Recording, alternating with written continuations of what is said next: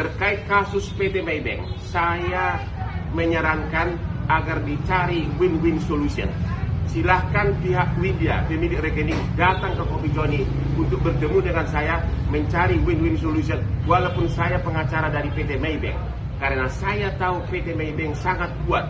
Asetnya saja di Indonesia 175 triliun rupiah. Kalau hanya 20 miliar, saya kira tidak masalah bagi PT Maybank asalkan hukumnya jelas. Jadi silakan datang pihak Widya ke Kopi Joni dengan itikat baik, win-win solution and without prejudice. Salam keadilan, Kopi Joni Hotman Paris.